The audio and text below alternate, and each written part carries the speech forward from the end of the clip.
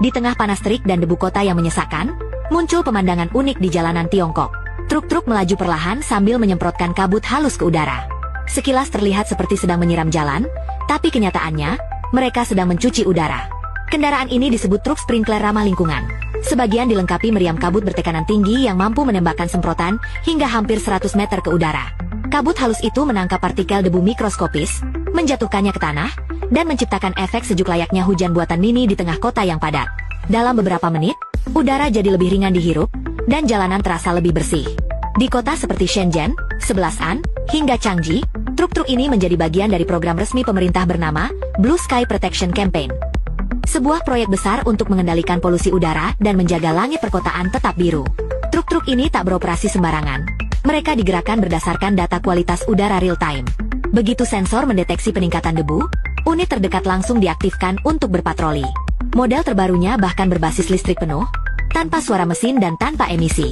Dilengkapi GPS, sensor PM25, dan sistem kontrol otomatis, truk ini bisa menyesuaikan kekuatan semprotan sesuai kondisi sekitar.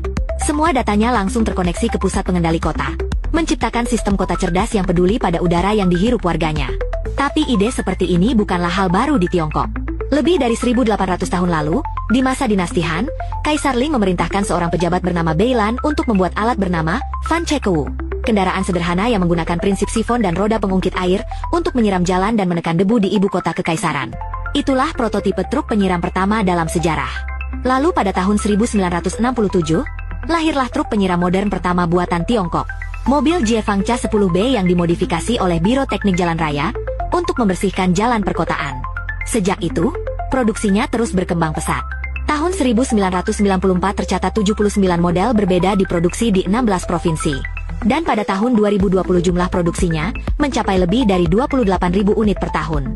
Struktur truk sprinkler terdiri dari tangki air besar, pompa tekanan tinggi, sistem kontrol, pipa air, serta meriam kabut di bagian atas. Bagian bawahnya menyemprotkan air untuk membersihkan jalan dan menurunkan suhu permukaan. Sementara bagian atas menembakkan kabut untuk mengikat debu di udara. Beberapa model bahkan memiliki fungsi ganda, menyemprot depan, belakang, atau keduanya sekaligus. Di musim panas, suhu permukaan jalan bisa menembus 50 derajat Celcius. Dan air semprotan dari truk ini membantu menurunkannya beberapa derajat sekaligus mencegah debu beterbangan. Jadi selain menjaga udara, mereka juga menstabilkan suhu kota dan menciptakan rasa nyaman di tengah lalu lintas padat. Bagi warga, pemandangan truk yang menembakkan kabut seringkali tampak seperti hujan tipis di siang bolong.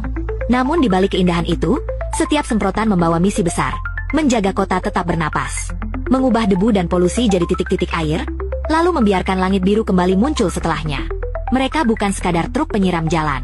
Mereka adalah penjaga langit biru, mesin-mesin kecil yang berkeliling setiap hari demi udara yang lebih bersih. Dari gagasan kuno dinasti Han hingga teknologi pintar masa kini, truk ini membuktikan bahwa kemajuan modern pun bisa lahir dari ide sederhana. Keinginan manusia untuk hidup di bawah langit yang jernih.